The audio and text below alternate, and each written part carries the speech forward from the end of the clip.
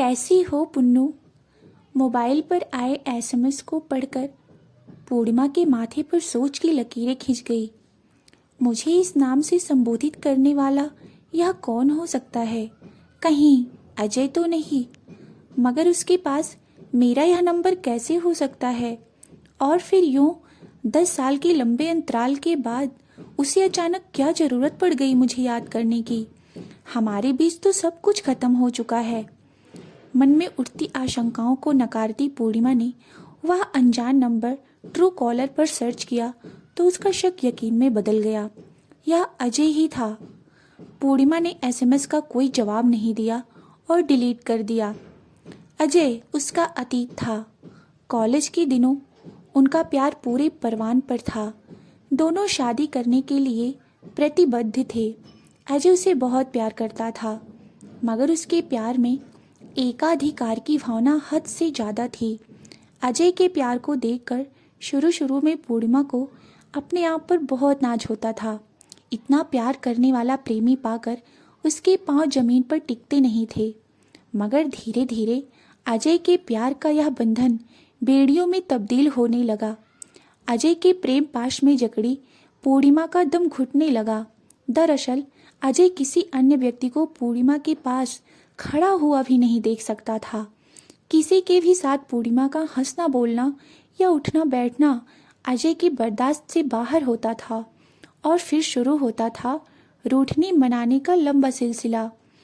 कई कई दिनों तक अजय का मुंह फूला रहता। पूर्णिमा उसके आगे पीछे घूमती, मनोहार करती, अपनी वफाओं की दुहाई देती, बिना अपनी गलती के माफी मांगती। तब कहीं जाकर अजय नॉर्मल हो पाता था और पूर्णिमा राहत की सांस लेती थी। मगर कुछ ही दिनों में फिर वही ढाक की 3 बात। कॉलेज में इतने सारे दोस्त होते थे, साथ ही कई तरह की एक्टिविटीज भी। ऐसे में एक दूसरे से बोलना बतियाना लाजिम होता था। बस वह यह देख पूर्णिमा से बात करना बंद कर देता था। पूर्णिमा एक बार फिर अपनी सारी ऊर्जा इकट्ठा कर उसे मनाने में जुट जाती थी। धीरे धीरे पूर्णिमा के मन में अजय को लेकर डर घर करने लगा। अब वह किसी से बात करते समय नॉर्मल नहीं रह पाती थी। उसका सारा ध्यान यही सोचने में लगा रहता कि कहीं अजय देख तो नहीं रहा। अगर अजय ने देख लिया तो मैं क्या जवाब दूंगी? कैसे उसे मनाऊंगी? उसे कुछ भी कह दूं, वह संतुष्ट तो होगा नहीं। क्या सबूत दूंगी उसे अपने पाक साफ होने का?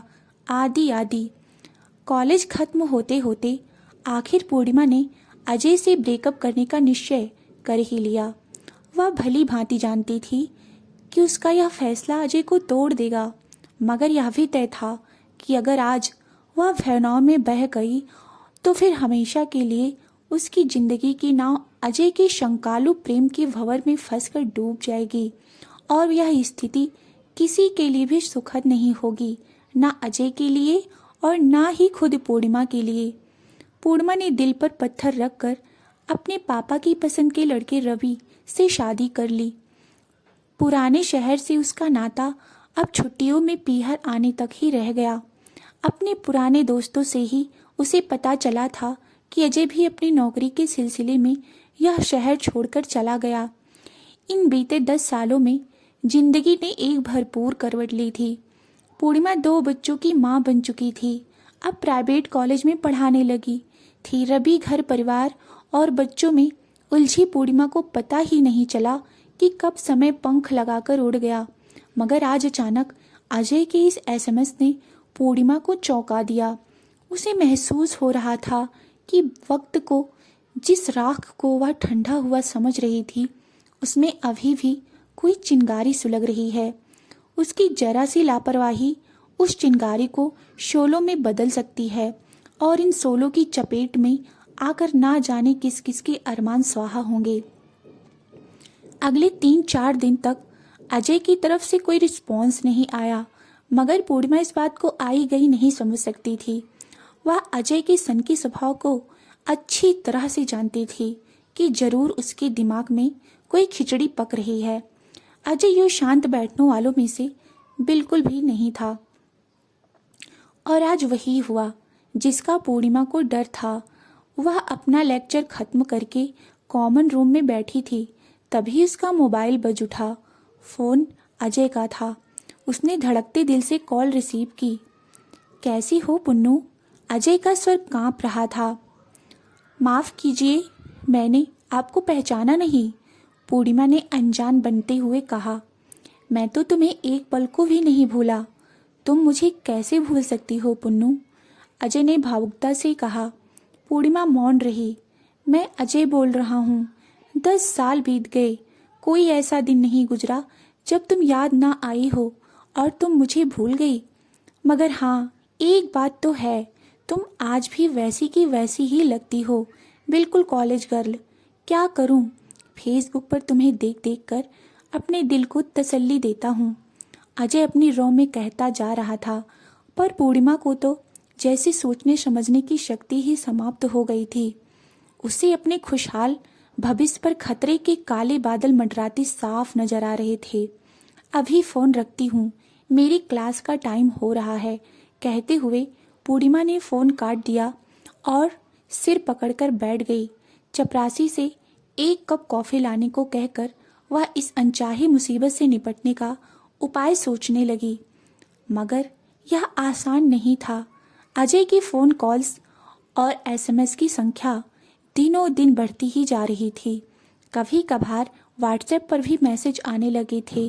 पूर्णिमा चाहती तो उसे ब्लॉक कर सकती थी, मगर वह जानती थी कि टूटा हुआ आशिक चोट खाए सांप जैसा होता है।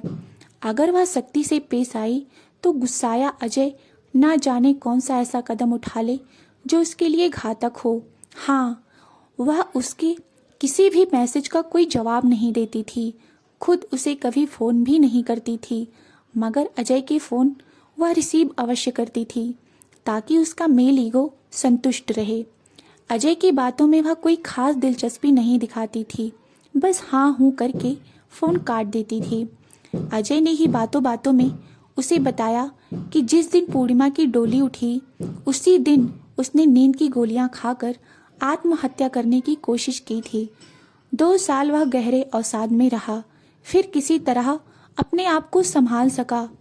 माँ पापा की जोर देने पर उसने विभा से शादी तो कर ली, मगर पूर्णिमा को एक पल के लिए भी नहीं भूल सका।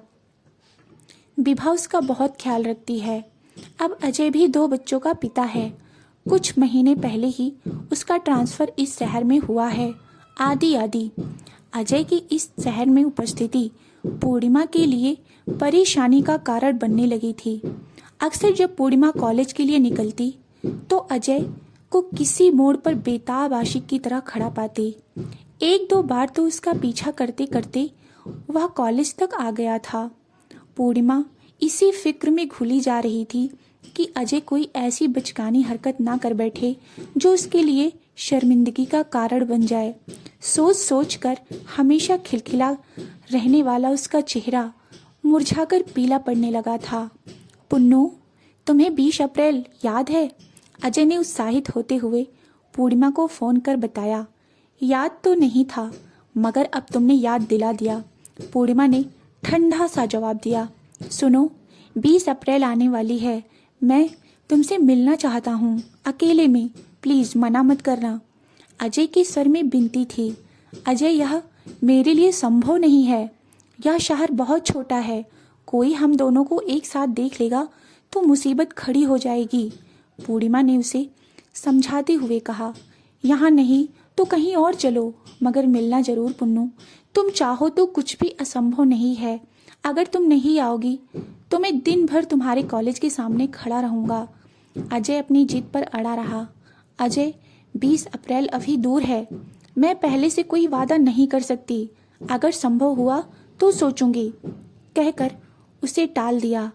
मगर अजय आसानी से कहाँ टलने वाला था। वह हर तीसरे दिन कभी फ़ोन तो कभी मैसेज के जरिए पूर्णिमा पर 20 तारीख को मिलने के लिए मानसिक दबाव बनाता रहा। 15 अप्रैल को अचानक पूर्णिमा को कॉलेज प्रशासन की तरफ से सूचना मिली कि उसे कॉलेज के एनसीसी कैडेट्स को लेकर ट्रेनिंग कैंप में जाना है। 19 से 25 अप्रैल तक दिल्ली में होने वाले इस कैंप में उसे कॉलेज की लड़कियों को लेकर 18 अप्रैल को दिल्ली के लिए रवाना होना था। पूर्णिमा ने मन ही मन अजय से मिलने की अनचाही मुसीबत से छुटकारा दिलाने के लिए कुदरत को धन्यवाद दिया और फिर गुनगुनाती हुई दिल्ली जाने की तैयारी करने लगी। तो हम मिल रहे हैं ना 20 को? अजय ने 17 तारीख को उसे व्हाट्सएप पर मैसेज किया। मैं 20 को शहर में बाहर होंगी। पूर्णिमा ने पहली बार अजय के मैसेज का जवाब दिया। प्लीज़ मेरे साथ इतनी कठोर मत बनो, किसी भी तरह अपना जाना कैंसिल कर दो। सिर्फ एक आखिरी बार मेरी बात मान लो, फिर कभी जिद नहीं करूँगा। अजय ने रोने वाली इमोजी के साथ टेक्स्ट किया। पूर्णिमा ने इस बार कोई जवाब नहीं दिया। कहाँ जा रही हो, इतना तो बता ही सकती हो। अजय ने आगे लिखा, दिल्ली। मैं भी आ जाऊं? अजय ने फिर लिखा, तुम्हारी मर्जी। इस देश का कोई भी नागरिक कहीं भी आने जाने के लिए आज़ाद है। टेक्स्ट के साथ 2 स्माइली जोड़ते हुए पूर्णिमा ने मैसेज कर दिया। अब वह मजाक की मूड में आ गई थी, क्योंकि 20 अप्रैल को अजय से सामना नहीं होने की बात सोचकर वह अपने आप को काफ़ी हल्का महसूस कर रही थी। तो फिर 20 को मैं भी दिल्ली आ रहा हूँ, अजय ने लिखा। पूर्णिमा ने मन ही मन सोचा कि अलबत्ता यह दिल्ली आएगा नहीं, और अगर आ भी गया तो अच्छा ही होगा। शायद वहाँ एकांत में मैं इसे सच का आईना दिखाकर वर्तमान में ला सकूं। बावला आज भी 10 साल पीछे ही अटका हुआ है। पूर्णिमा अपने ग्रुप के साथ 19 को सुबह दिल्ली पहुंची। कैंप में लड़कियों के ठहरने की व्यवस्था सामूहिक रूप से और ग्रुप के साथ आने वाले लीडर्स की व्यवस्था अलग से की गई थी। चाय, नाश्ते और खाने के लिए एक ही डाइनिंग हॉल था, जहां तय टाइम टेबल के अनुसार सबको पहुंचना था। नाश्ते के बाद लड़कियां कैंप में व्यस्त हो गई तो पूर्णिमा अपने कमरे में आकर लेट गई। आज एक लंबे समय के बाद उसने अपने आप को फुर्सत में पाया था। उसकी आंख लग गई। उठी तो शाम हो रही थी। वह चाय के लिए हॉल की तरफ चल दी, तभी उसका फोन बजा। मैं यहाँ आ गया हूँ, तुम कहाँ ठहरी हो दिल्ली में? अजय, तुम्हारा यहाँ आना संभव नहीं, तुम बेकार में परेशान हो रहे हो। पूर्णिमा ने एक बार फिर उसे टालने की कोशिश करी। मेरा तुम्हारे पास आना संभव ना सही, तुम तो मेरे पास आ सकती हो। मैं अपना पता भेज रहा हूँ, कल तुम्हारा इंतजार करूँगा, कहकर अजय ने फ़ोन काट दिया। और कुछ ही देर बाद पूर्णिमा के मोबाइल पर अजय के होटल का पता आ गया। 24 को सुबह जब लड़कियां कैंप एक्टिविटीज में व्यस्त हो गई तो पूर्णिमा कैब करके अजय के बताए पते पर चली गई। होटल की रिसेप्शन पर उसने अजय का रूम पता किया और उसे मैसेज भिजवाया। अजय ने उसे रूम में ही बुलवा लिया। रूम का दरवाज़ा खुला ही था, मगर भीतर काफ़ी अंधेरा सा था। जैसे ही पूर्णिमा ने अंदर कदम रखा, सारी लाइटें एक साथ जल उठी और अजय उसके सामने लाल गुलाबों का गुलदस्ता लिए खड़ा था। हैप्पी एनिवर्सरी कहते हुए अजय ने उसे प्यार से गुलदस्ता भेंट किया। पूर्णिमा तय नहीं कर पाई कि वह इसे स्वीकारे या नहीं। फिर भी सामान्य शिष्टाचार के नाते उसने उसे हाथ में लेकर वहीं रखा और सोफे पर बैठ गई। कुछ देर कमरे में सन्नाटा सा रहा। कहते हैं कि किसी को शिद्दत से चाहो तो सारी कायनात आपको उससे मिलाने की कोशिशों में जुट जाती है। हिंदी का फिल्म का डायलॉग दोहराते हुए अजय ने सन्नाटा भंग किया। अजय, क्या चाहते हो तुम? क्यों ठहरे पानी में कंकड़ मारने की कोशिश कर रहे हो? अगर तूफान उठा तो बहुत कुछ बर्बाद हो जाएगा। पूर्णिमा ने फिर उसे समझाना चाहा। प्लीज, आज कोई उपदेश नहीं। ना जाने कितनी तपस्या के बाद तुम्हें इतने पास से देखने महसूस करने का मौका मिला है। मुझे इसे सेलिब्रेट करने दो। अजय उसके बेहद पास खिसक आया था। उसकी बेताब सांसें पूर्णिमा अपने गालों पर महसूस कर रही थी। वह थोड़ा और सिमट कर कोने में खिसक गई। अजय शायद उसकी असहजता को समझ गया था, अतः वह दूसरे सोफे पर बैठ गया। फिर शुरू हुआ बीती बातों का लंबा सिलसिला। कितनी ही पुरानी यादें झरोखों से झांक गई। कितने ही पल स्मृतियों में आए और चले गए। कभी दोनों खुलकर हंसे तो कभी आंखें नम हुई। थोड़ी ही देर में दोनों सहज हो गए। 2 बार कॉफी पीने के बाद पूर्णिमा ने कहा, भूख लगी है, लंच नहीं करवाओगे? यहीं रूम में करोगी या डाइनिंग हॉल भी चलें? अजय ने पूछा और फिर पूर्णिमा की इच्छा पर वहीं रूम में खाना ऑर्डर कर दिया।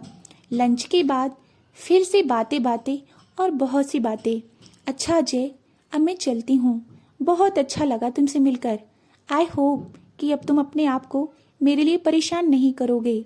पूर्णिमा ने टाइम देखा, शाम होने को थी। एक बार गले नहीं मिलोगी? अजय ने याचक दृष्टि से उसकी तरफ देखा। न जाने क्या था उनकी आंखों में कि पूर्णिमा सम्मोहित से उसकी बाहों में समा गई। अजय ने उसे अपने बाहुपास में कस लिया और धीरे से अपने गर्म होठ उसके कान के नीचे गर्दन पर लगा दिए।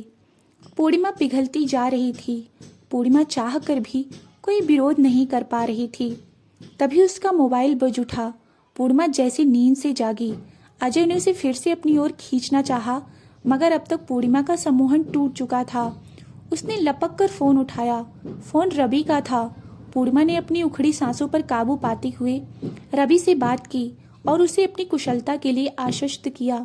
अजय, मैंने तुम्हारी जिद पूरी कर दी। अब प्लीज तुम मुझसे संपर्क करने की कोशिश मत करना। मानोगे ना मेरी बात? पूर्णिमा ने अजय का हाथ अपने हाथ में लेकर उससे वादा लिया और कैंप की तरफ लौट गई। लगभग 2 महीने बीत गए। अजय की तरफ से कोई पहल नहीं हुई तो पूर्णिमा ने राहत की सांस ली, लेकिन उसकी यह खुशी ज्यादा दिनों तक टिकी नहीं। अजय ने फिर से अपनी वही हरकतें शुरू कर दी। कभी पूर्णिमा के रास्ते में खड़े रहना, तो कभी कॉलेज के गेट पर, कभी एसएमएस, तो कभी व्हाट्सएप मैसेज करना। मगर अब पूर्णिमा उसे पूरी तरफ से इग्नोर करने लगी थी। हाँ, इसी बीच उसने पूर्णिमा को कोई फोन नहीं किया। फिर भी वह मन ही मन अजय की दीवानगी से डरने लगी थी, क्योंकि घर पहुंचने के बाद अक्सर बच्चे उसके मोबाइल पर गेम खेलने लगते थे। ऐसे में कहीं अजय का कोई मैसेज किसी ने पढ़ लिया तो मुसीबत हो जाएगी। कुछ तो करना ही पड़ेगा, मगर क्या रवि को सब सच बता दूं? नहीं नहीं, पति चाहे कितना भी प्यार करने वाला हो, पत्नी को कोई और चाहे यह कतई बर्दाश्त नहीं कर सकता। तो क्या करूं? क्या अजय की पत्नी से मिलूं और उससे मदद मांगूं? नहीं, इससे तो अजय विभा की नजर में गिर जाएगा। तो आखिर करूं तो क्या करूं? पूर्णिमा जितना सोचती उतनी ही उलझती जाती। अगले महीने पूर्णिमा का जन्मदिन आने वाला था। अजय फिर से एक आखिरी बार मिलने की जिद करने लगा। हालांकि अब पूर्णिमा उसे कोई रिस्पॉन्स नहीं देती, मगर अजय को उसकी इस रवैये से कोई फर्क नहीं पड़ा। वह बदस्तूर जारी रहा। कभी कभी उसके संदेशों में अधिकार पूर्वक दी गई धमकी भी होती थी कि पूर्णिमा चाहे या ना चाहे वह उसके जन्मदिन पर उससे मिलेगा भी और सेलिब्रेट भी करेगा। बहुत सोचकर आखिर पूर्णिमा ने उसे मिलने की इजाजत दे दी। तय समय पर पूर्णिमा अजय से मिलने पहुंची। यह अजय के सहकर्मी का घर था, जिसे वह किराए पर दिया करता है। इन दिनों यह मकान खाली था और अजय ने उसे किसी जानकार को घर दिखाने के बहाने चाबी ले ली थी। जैसी कि पूर्णिमा का अनुमान था, अजय ने केक, फूल और चॉकलेट की व्यवस्था कर रखी थी। टेबल पर खूबसूरती से पैक किया गया एक गिफ्ट भी रखा था। पूर्णिमा ने हर चीज को नजरअंदाज कर दिया। आज वह पूरी तरह से सतर्क थी। उसने एक बार भी अजय को भावनात्मक रूप से खुद पर हावी नहीं होने दिया। कुछ देर औपचारिक बातें करने के बाद पूर्णिमा ने केक काटने की औपचारिकता पूरी की और फिर एक पीस अजय के मुंह में डाल। इसके तुरंत बाद अजय ने उसकी तरफ अपनी बाहें फैला दी, मगर पूर्णिमा ने कोई रिस्पॉन्स नहीं दिया। थोड़ी देर बाद उसने अजय के परिवार का जिक्र छेड़ दिया। विभा तुम्हें बहुत प्यार करती है ना? अजय: हाँ करती है। अजय के चेहरे पर एक हल्की मुस्कान आई। कभी तुमने उससे पूछा कि शादी से पहले वह किसी और से प्यार करती थी या नहीं? पूर्णिमा ने आगे कहा। नहीं नहीं, नहीं पूछा, और मैं जानना भी नहीं चाहता, क्योंकि उस समय में उसकी जिंदगी का हिस्सा नहीं था। अजय ने बहुत ही संयत स्वर में जवाब दिया। अगर विभा ने अब भी अपने अतीत से रिश्ता जोड़ा रखा होता तो? पूर्णिमा ने एक जलता प्रश्न उछाला। नहीं, विभा चरित्रहीन नहीं हो सकती। वह मुझसे कभी बेवफाई नहीं कर सकती। अजय गुस्से से लाल हो उठा। वाह अजय, अगर विभा अपना अतीत याद रखे तो चरित्रहीन, और तुम मुझसे रिश्ता रखो तो प्रेम। क्या दोहरी मानसिकता है। भाई मान गए तुम्हारे मापदंड को, पूर्णिमा ने व्यंग से कहा। अजय को कोई जवाब नहीं सूझा। वह सोच में डूब गया। अजय, जैसा तुम सोचते हो लगभग वैसी ही सोच हर भारतीय पति अपनी पत्नी के लिए रखता है, शायद रवि भी। क्या तुम चाहते हो कि वह मुझे चरित्रहीन समझे? पूर्णिमा उसके कंधे पर हाथ रखते हुए बोली। नहीं, कभी नहीं। मुझे माफ कर दो पुन्नू। मैं तुम्हें खोने को अपनी हार समझ बैठा था और उसे जीत में बदलने के लिए किसी भी हद तक जाने को तैयार हो गया था। मैं सिर्फ अपना ही पक्ष देख रहा था। मैं भूल गया था कि 3 दूसरे लोग भी इससे प्रभावित होंगे। अजय के स्वर में पश्चाताप झलक रहा था। तो प्लीज, अगर तुमने कभी सच्चे दिल से मुझे चाहा हो तो तुम्हें उसी प्यार का वास्ता अब कभी मुझसे कोई उम्मीद मत रखना। इस रिश्ते को अब यहीं पूर्ण विराम दे दो। पूर्णिमा ने वादा लेने के लिए अजय के सामने हाथ फैला दिया, जिसे अजय ने कसकर थाम लिया। पूर्णिमा ने आखिरी बार अजय को प्यार से गले लगाया और फिर अपने इस प्यार को पूर्ण विराम देकर आत्मविश्वास के साथ मुख्य दरवाजे की तरफ बढ़ गई। और अजय को भी यह बात समझ आ गई कि जिंदगी में अब सब कुछ बदल चुका है। अब यह सब करके कोई फायदा नहीं है। तो दोस्तों, आपको यह वीडियो कैसी लगी? वीडियो अच्छी लगी हो तो वीडियो को लाइक और चैनल को सब्सक्राइब करें। वीडियो को एंड तक देखने के लिए बहुत बहुत धन्यवाद।